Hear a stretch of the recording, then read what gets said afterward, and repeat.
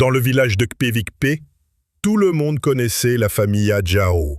Ils étaient riches, respectés et surtout, ils possédaient un grand terrain au centre du village. Ce terrain avait été laissé par leur grand-père avant de mourir. Il avait dit une chose importante. « Mes enfants, ce terrain doit toujours rester uni. Si vous essayez de le partager, la malédiction va frapper. » Au début, tout allait bien. Les enfants du vieux vivaient ensemble en paix. Mais après la mort de leur père, les choses ont changé. L'aîné, Kodjo, voulait vendre une partie du terrain pour construire sa propre maison en ville. Le deuxième, Yaovi, voulait garder le terrain pour faire une grande ferme. La petite sœur, Akouvi, disait que leur père avait interdit de diviser le terrain. Mais personne ne l'écoutait. Un jour, Kodjo est allé en cachette voir un acheteur. Il voulait vendre une partie sans prévenir ses frères. Mais ce jour-là, une chose étrange s'est passée. Pendant la signature des papiers, Kodjo a soudainement commencé à trembler. Il est tombé par terre, ses yeux sont devenus rouges et il a crié « Pardon, papa!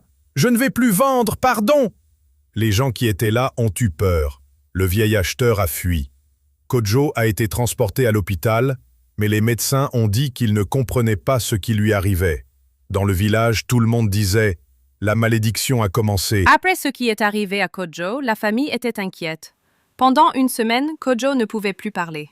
Il restait allongé avec les yeux ouverts, comme s'il regardait quelqu'un que les autres ne voyaient pas.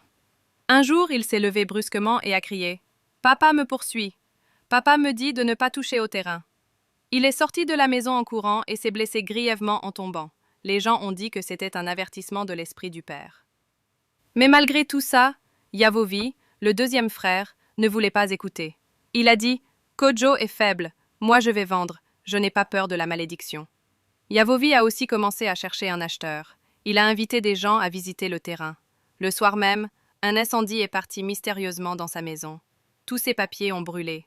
C'était bizarre, car personne n'a vu comment le feu a commencé. Le lendemain, Yavovi est tombé gravement malade. Les médecins n'ont rien trouvé.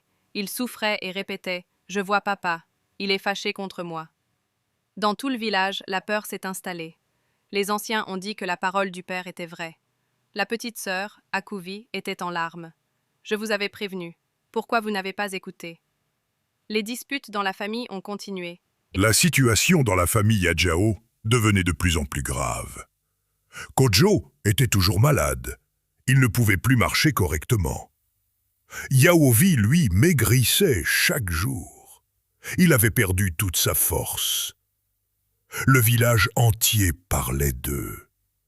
Les gens disaient « Quand un père donne une dernière parole, il ne faut jamais jouer avec ça. » Mais malgré les signes, Yaovi refusait d'abandonner. Il a encore essayé de vendre une partie du terrain en cachette. Il a menti à sa sœur Akouvi. Il a même menacé de la chasser si elle continuait à parler.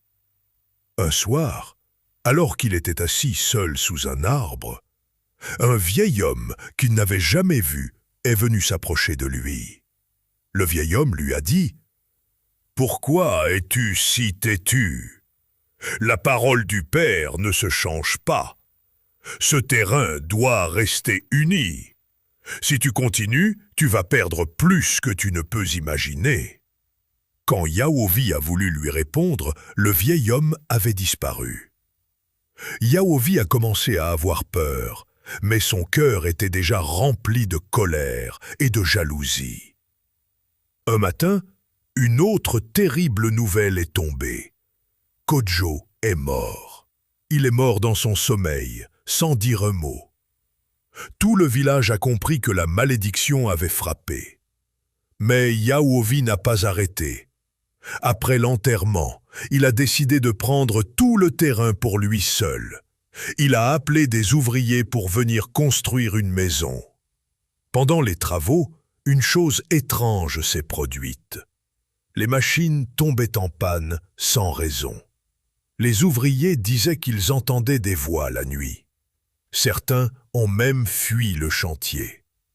Un jour, pendant que Yaovi dirigeait les travaux, une partie du sol s'est ouverte brusquement et l'a englouti sous les yeux de tous.